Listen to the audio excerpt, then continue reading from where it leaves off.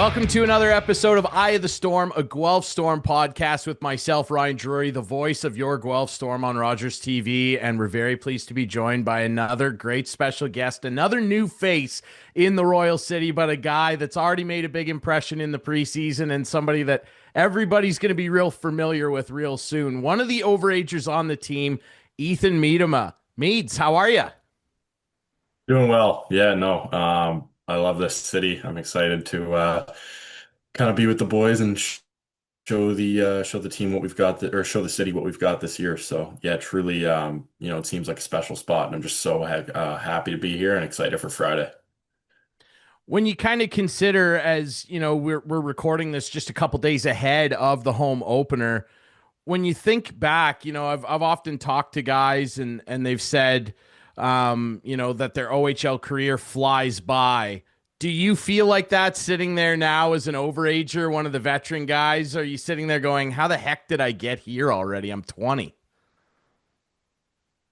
Yeah. I mean, some of even just playing here growing up, playing, in Guelph as a road team coming into the Sleeman Center.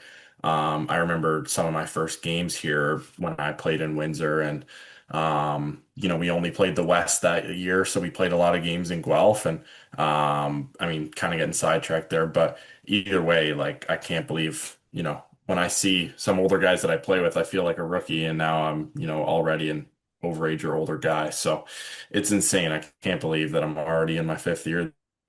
These past four seasons have been a lot of fun and played with a lot of, good people and some special players as well.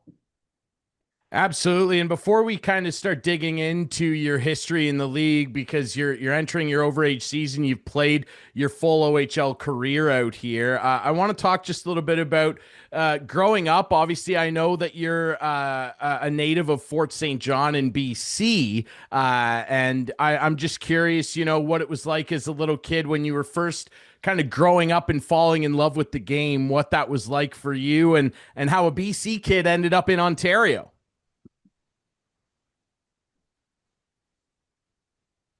Yeah. So funny enough, I actually didn't spend too much time over there. My dad is from Lakefield, a small town outside of Peterborough, and my mom's from Coburg, where, I live currently, when I'm not playing hockey. And my dad had a job opportunity out of a couple years of college there and put some time in there. And he's an oil and gas type of engineer over there. And so I was actually born there when my mom was doing her master's in school over there. She was able to do that off site. And then my dad put some time in and for, five, maybe 6, 7 years and had me and my middle brother. And then we moved back and Coburg, has been home ever since. So I don't remember too much, just as I was so young. But no, it's been a while since I've been over there too. I actually went there this summer, but I don't remember much from previous living when I was like I said in that time frame. So BC born, but safe to say Ontario raised, obviously. Yeah, 100%. Now, I want to dig into obviously your minor hockey career and going back even younger. What do you remember being a little kid first falling in love with the game and falling in love with playing hockey? I'm sure your family had a lot to do with it, of course. What do you remember best about being a little kid growing up and first falling in love with the game?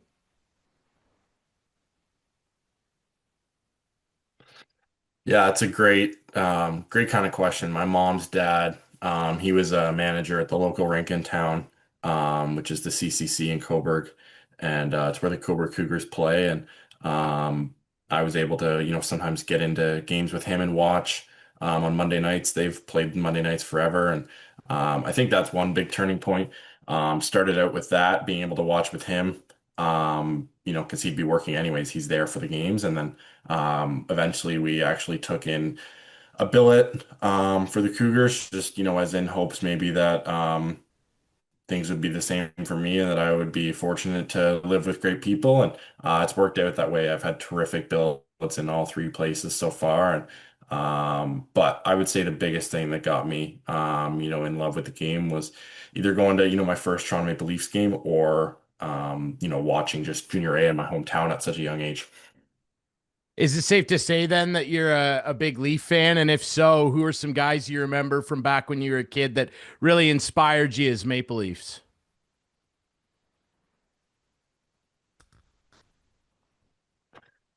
Um, yeah, I would say when I was younger, I, watched a lot of Leafs and really enjoyed, going to games when I could, the odd time. Now, you know what? Honestly, in my spare time, I like to watch a lot of other OHL hockey. I feel like that's something just a lot of other guys do. I enjoy watching other games, whether it's the night before our games or anything kind of incorporated with that. But I did enjoy watching the Leafs and just, that's pretty normal for an Ontario kid watching Toronto play on, Saturday nights. So, Well, and there's a pretty obvious reason that you kind of can't be a Leaf fan anymore, and we'll touch on that obviously. But before we dig into the NHL draft, I want to go all the way back to your time with the Quint Red Devils program. That program has become a factory for cranking out high end talent, and of course, a lot of good OHL players and NHL players. What do you remember best about your time in that program, and what did it do for you and your development as a hockey player and a person, Ethan?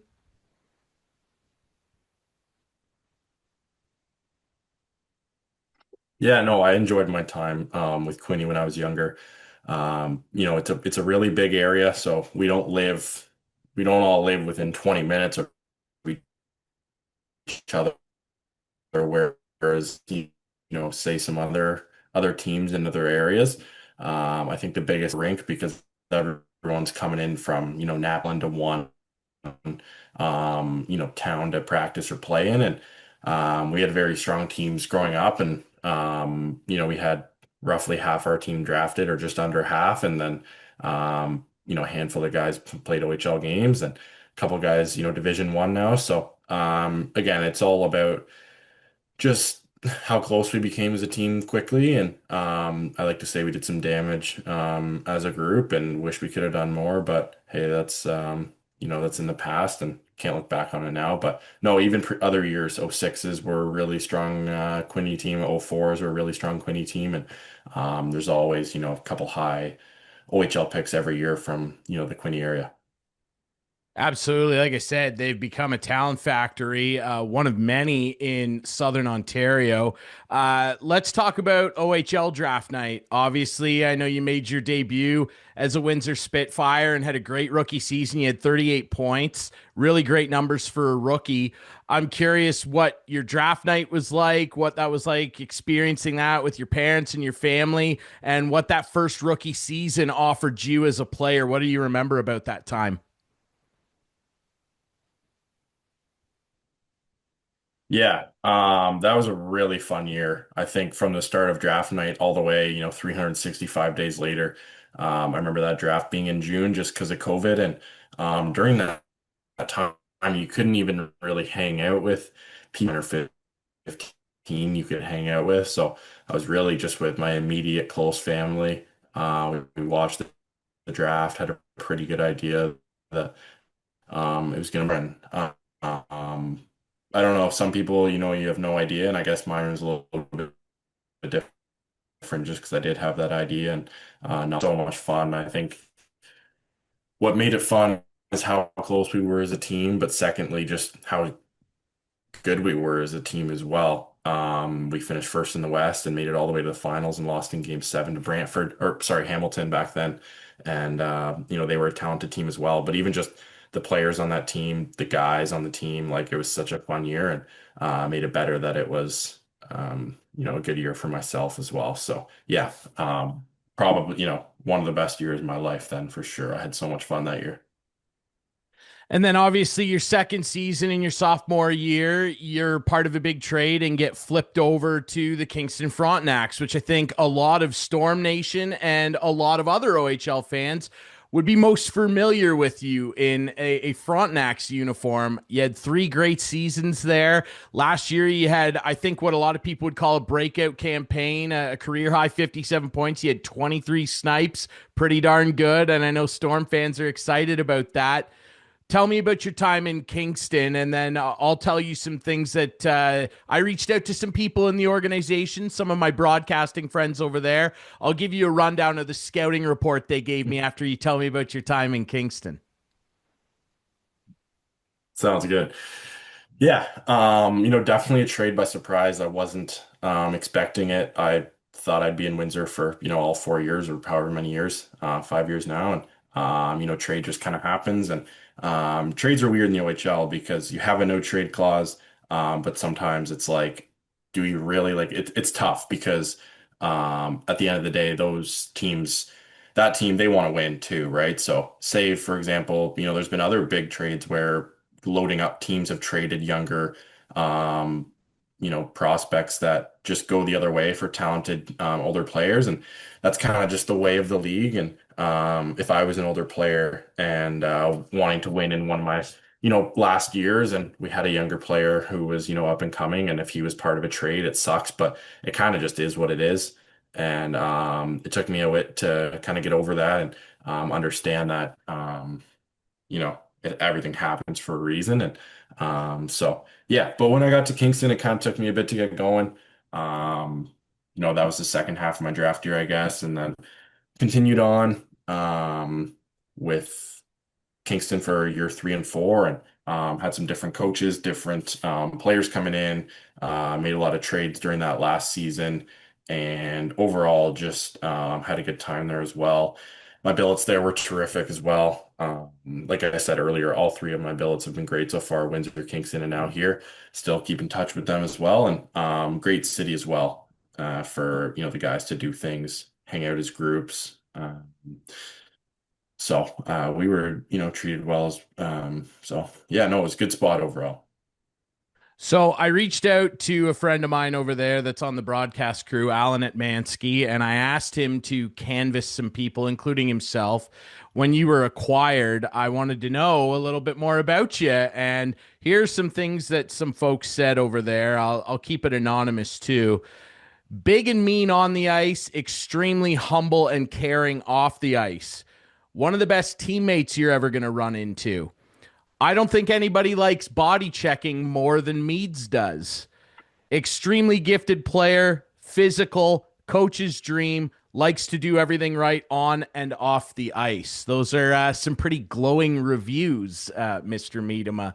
Yeah. I think that I think that it's pretty safe to say that if Guelph fans weren't already excited, they're going to be even more excited hearing stuff like that.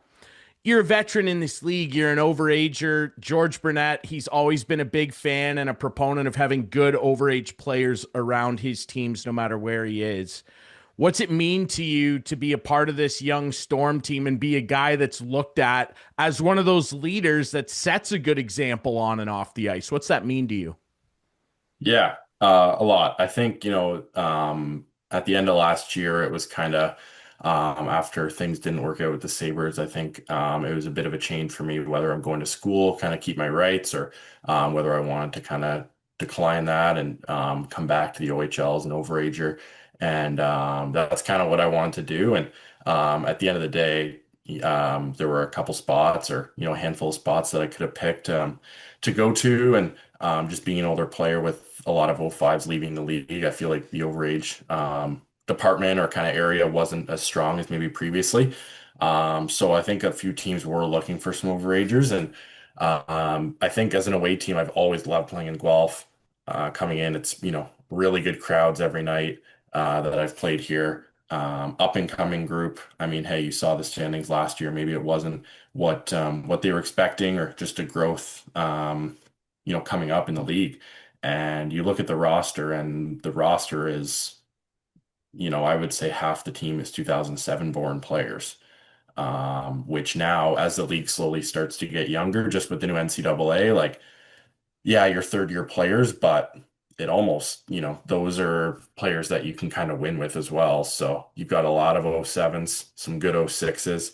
And then I think Paquette is a great overager as well. And I hope, me and him can kind of get things rolling together and hopefully create some damage. And I don't see why, we can't be, some good players in the league this year. And even, don't count out some of our young guys that, their draft years or kind of got slept on in the draft. And I do really like this team going over it with my agent in the summer. I think it was like a spot where, hey, they didn't, perform as well last year, but they've got a lot of good guys that are coming back and really just didn't get your three overagers back. That's the only thing leaving from previous years. So the only way is up, and I think it's going to be an exciting year for Guelph. And I mean, hey, with the Mem Cup the year after, these next couple of years, although I won't be here, I think the next couple of years are going to be really exciting. And if you want to have the Mem Cup this year, this year's got or next year, this year has to be a good year for the team as well because it's not just a 1 year thing. It's kind of a build up. So I don't see why we're not competing in the West and going to be a really good playoff team as well. I love the answer. I love the confidence, the optimism. You can kind of see why you're tagged as one of those leaders and why Guelph valued getting you into this lineup. And you talk about Mr. Paquette. Obviously, we're a big fan of him. I've watched him grow up his whole career. He and I started with the franchise the same year, and you guys already have some chemistry cooking. We were there. I was there for a few of the preseason games. Saw some pretty nice plays going on, and the preseason game that we attended, Mark and I, and you guys were playing Brampton. Your very first shift, you went out and absolutely railroaded somebody along the half wall. And Mark and I just looked at each other and laughed and said, that's what he's here for. That's what this kid's all about. When did you kind of develop that tenacity? Like Ethan, this. Like the game has changed a lot. It's a lot more about speed, offense, creativity, but that physical stuff, it can really tilt a matchup on any given night. And you're certainly not a kid who shies away from that. When did you kind of develop that bull in a china shop type of nature on the ice? Yeah, it's a great question. I think it's something that I've developed just being in the league. I think going into my rookie year, I played with a really talented player. His name was Will Cooley. And that's someone who, I eventually want to kind of play like. We're very similar size, very similar weight. And I think, some very similar attributes and kind of things on the ice. So, honestly, just kind of having a little bit of a personal connection with him and knowing him, just playing with him for that 1 year, I think that really was an eye opener because before that in minor hockey, that wasn't really a big thing for a lot of guys. It was just like, go score and kind of, put points up and do your thing out there. And because of, that, me being a high pick, I think something that I've had to kind of work on is being more physical and using my size because when I can put both of those things together, my skill sets and my size, I think I'm a pretty effective player. So that's something that I've just kind of developed over my 4 years and slowly has gotten better every year. And I mean, if Kingston or those announcers thought last year was a lot, I'm going to bring it again and continue kind of moving that forward because it's something that I think it's I don't really think it's something that I'm strong at hitting, so I want to continue working on that. Just the angle, like it's tough. It's way harder than it seems. Just the angling and managing guys' speed and having your stick on the ice just to kind of because I mean, hey, like a big hit's awesome, but if they make a play off of it, it's kind of irrelevant, right? So you kind of want to get your stick in there as well. So there's so many different things, and it's tough to do, but it's something that I want to continue getting better at because that's got to be something that I've got to. It's a non-negotiable for me. So. Well, we love that, and Guelph loves that. They love their physical play, and that's a smart hockey answer too, because I don't think a lot of people necessarily consider that. Yes, big hits are fun, but if it results in a turnover on a or a 2-on-1 the other way, I mean, was it really that effective? That's a Right. smart way to think about it. Obviously, your skill set was, enticing enough, and we'll see what your future holds. I think you're going to play pro hockey, no problem. But I want to talk about your NHL draft night. Obviously, you're drafted in the fourth round by the Buffalo Sabres. OHL draft night, that's very special. I mean, when an NHL team calls your name, that's kind of got to be a pretty unbelievable accomplishment for you and your family. What do you remember about that?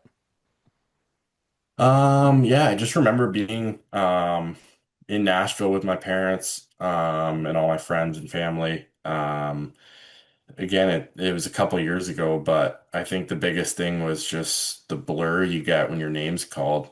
Um, Even now, like it's tough to talk about because it happens so quick, and it's crazy that it was already 2 years ago. Like Grant Spada just got picked. He's in '07. Like I can't believe it, right? So no, it's crazy how fast things go by. And that in Nashville, I just remember being with the agent and family, friends. Just, a good night for the family. And that's what all my hard work's kind of gone into. And although, things haven't worked out, I know things will in the future. So I'm not too worried, and I've got a good head on my shoulders, and I'm excited for this coming year. So just so pumped to be here. Well, I certainly agree with that. You absolutely do. And like I said, I think you're going to play pro hockey, no problem. I truly believe that, having watched you in Kingston and being very excited for what you're going to bring to the Storm. I ask all the guys this. I always like to kind of pick their brains. And you're obviously a real smart kid, a very intuitive kid. You think the game at a very high level, obviously. I'm curious about, your equipment preferences. I like to ask guys, I'm always curious, what kind of stick, what kind of flex you're rocking with. Yeah. What's been your kind of go-to weapon over your OHL career, and have you changed it at all? Yeah, it's a great question actually. So my rookie year, originally I used CCM FT4, I believe, P92 curve, which is or P29 and CCM P92 and Bauer, it's the same thing. And then Windsor kind of switched to a Bauer teamer where you could use whatever you wanted, which it was one of the only teams in the league. So in my rookie year, so I actually went to a Bauer stick right away, which was the Hyperlite at the time. I mean, I see kids with Hyperlights now, like even my brother's teammates, and I'm like, damn, that's a sweet stick, and I can't believe that was 3 years ago or 4 years ago now. My second year, I used a same curve with Bauer, a sink though, which is a mid kick point. I like to, have my hands in the middle. I feel like it's the best for me. Um, like to put a lot of weight into my shot. So mid kick kind of works for me. So a sink for my second year, same in Kingston when I got traded. Then my third year, I went to the sink as well. But it was wrapped in a hyperlight graphic just because I thought it was, such a cool graphic with the gold in Kingston. It kind of matched. Used that for all my third year. And then that summer or early in the preseason, I actually switched curves about a year ago, maybe less than a year ago. It might have even been earlier in the season. I used just a bit bigger of a curve. It's called the Hosa curve. It's a little bit more on the toe, so I like it for, quicker release rather than pulling it in and not having that bit of a toe curve. It's, people wouldn't think that maybe it makes a big deal, but I actually find it does. So I use a bit bigger of a curve, and same thing mid kick. I used to use the Sync, like I said, but now it's a new stick called the Proto. So I'm rocking the Proto for the year, mid kick, 87 flex, and white tape. Use a bit of a knob at the top, and I've used 87 flex ever since my rookie year. That's when I jumped up to 87, and just being bigger, I've kind of put on weight too. So I don't want to go down, don't want to go up. It's kind of perfect for practices when you're taking 50 shots. Maybe it'd be nice to use an 80 flex or a 75. You don't have to, shoot it as hard every time. But for games, that's obviously the most important. So the 87 is good all around for me. So no heavier, no lighter. That's kind of where I like it. Would you describe yourself as a superstitious guy with your equipment? Do you have any routines that you do pre-game that your teammates in the past have maybe pointed out as a little quirky, or you just kind of go with the flow? Um, I think something that has been brought to my attention, just like there's a difference between being superstitious and being routinous or having a routine. So I think I'm very routinous. I like to, my game days look almost identical. All 68 will, or at least all 34 home games look the same, and then all the other 34 road games will look the same depending on the travel and traffic or travel and just whatever if we're in a hotel or not. But no, I like to kind of keep it a little simple, but I also do have a little, just a couple things. I mean, pretty basic. Like I tape my stick the same way every game. Um, I enjoy kind of doing little movements or little warm-ups that make me feel good and give me some confidence heading into the game, or just listen to music that, my favorite songs, or if a new artist comes out with a song and I really like it, I'll throw his new tunes on going to the rink, or I like to listen to beats before the game. I have some Beats headphones, and I enjoy listening to some music by myself. And then when it's time to, dial it in and get to the rink, it's, full focus, and listen to the team stuff, be with the guys, and just, my phone goes away for right when I get to the rink at 4, and, I don't check it till 10:30 or 11 after the game. So for those 6 or 7 hours, I kind of just fully focus, and just have fun with the guys and go out and win, score some goals, have some fun. So. Yeah, it seems pretty straight up. It seems to be working for you too. I'm always curious about this too. And I mean, I've done it for years. I'm obviously going to the rink for a very different reason than you are, but music's always been a big, factor. And I think that you've already found that the Storm dressing room, it's big country room, big time country. There's a lot of country going on. Are you putting yourself in that mix? Like, are you a big country guy? What do you like to listen to get pumped up? I do enjoy country. I wouldn't say country is like a big pump up thing. I mean, today we were working out in the morning or even after, and we had some country music going, and that's good and awesome, and I love it. Even morning skate or game day in the morning, like country music, yeah, it's nice, chill, good, radio vibes kind of thing.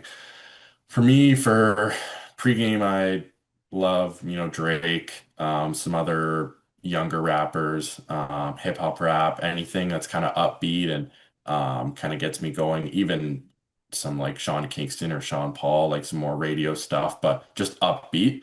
Um, just anything that's upbeat kind of gets me going.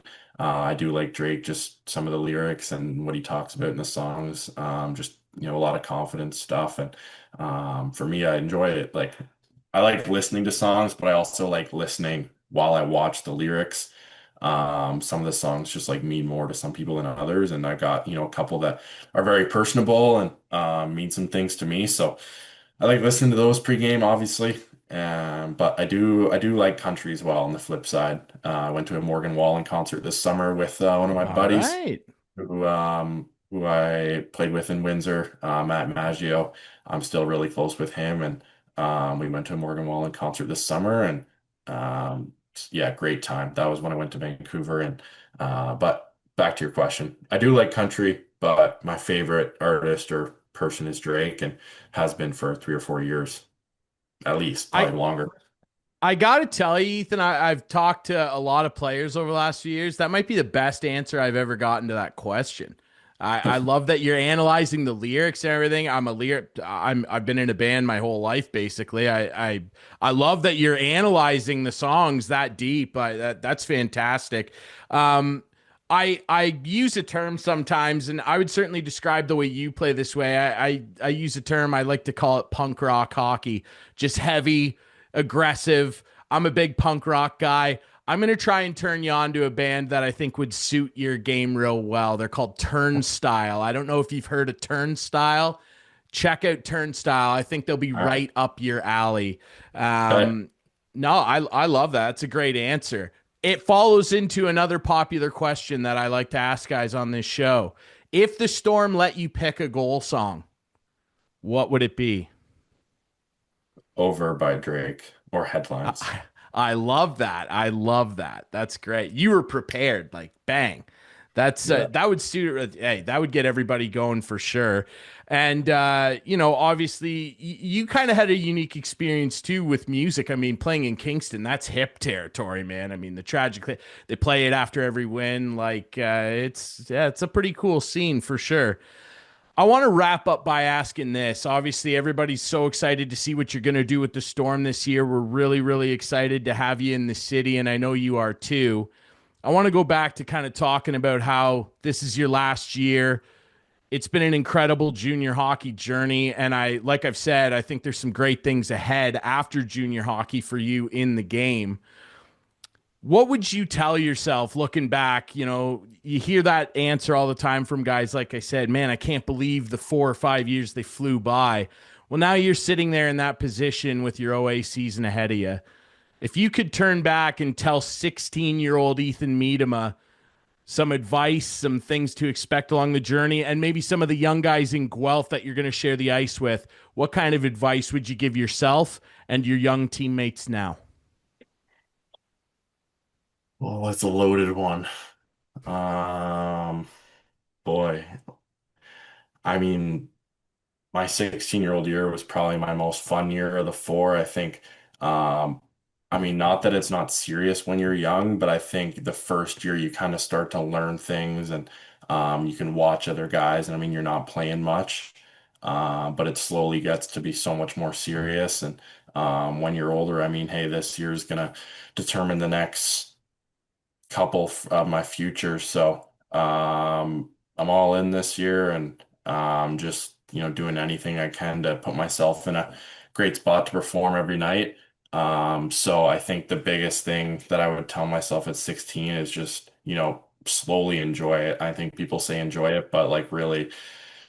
Um, a lot of times some guys just like want to get out of the rink super quick, go home to your billets, just hang out alone, do whatever. But I think truly enjoying it and taking it truly day by day and just, the little things that come along, just, appreciate it, whether it's little things at the rink that happen or little confidence boost from fans or fans coming out to see you, wanting you to sign things like I mean, hey, some guys who play OHL hockey and right after they age out of 20, like they're never signing an autograph again, right? So I think little things like that are very, you sign stuff for paperwork and for reasons like personal reasons, but no one's wanting your autograph. I think that's something that maybe is overstepped. I mean, hey, like even, little fans wanting your autograph, like that means a lot to them.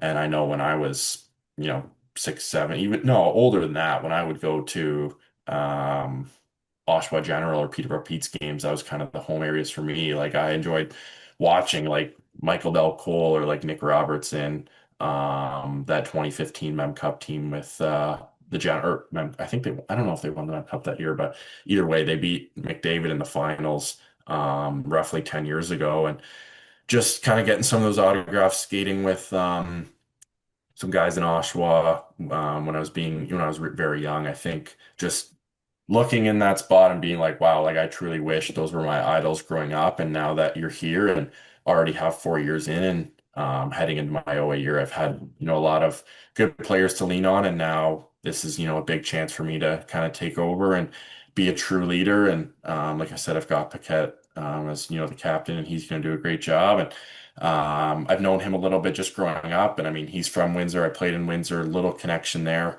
And just mutual friends and whatnot. So I think we're ready for the challenge this year. And some might say it's a young team, but I think it's a very young. I don't think it's very young. I think we're middle aged and have a lot of hardworking and truly dedicated and confident young kid or middle aged kids heading into this season. I love it, man. Like I said, you said it yourself, and I agree. You're certainly a kid who's got a great head on his shoulders. I love your answers. Very analytical, well thought out. You're a well spoken kid, and you make a big impact on the ice, too. And we're so excited to see what this season has in store. Ethan Miedema, thank you so much for doing this, my friend. I can't wait to get started with you. Me too. I'm pumped. Go Storm. Go Storm. I love it. Remember, you can find this show on all your favorite podcast apps, YouTube, the team website. And remember, you want to come down and watch Ethan Miedema and the Storm this year, go to the Guelph Storm website or the box office at the Sleeman Center. Get yourself some tickets to come down and see the Storm. We'll be back next week with more Eye of the Storm.